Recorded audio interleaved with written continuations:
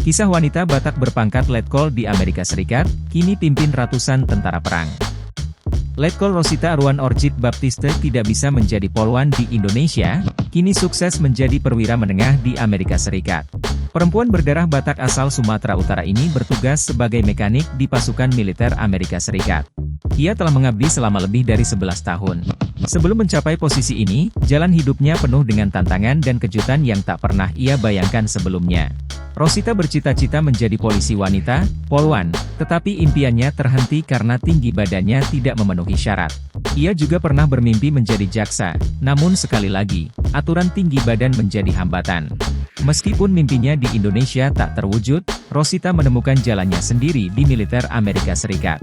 Ia bisa berada di negeri Paman Sam lantaran mendampingi suaminya pada September 2000.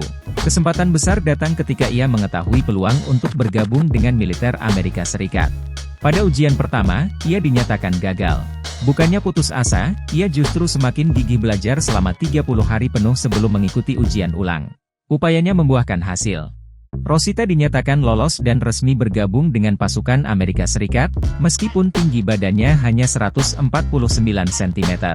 Mereka itu tidak melihat tinggi badan, katanya. Berbeda dengan di Indonesia, militer AS lebih menilai kemampuan seseorang daripada fisik semata.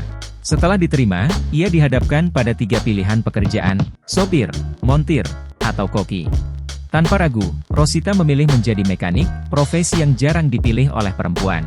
Keputusan itu membawanya ke berbagai pelatihan hingga ke Jerman dan menempatkannya dalam misi ke berbagai negara. Kini, sebagai letnan kolonel, ia telah memimpin ratusan pasukan dan menjalani berbagai misi penting.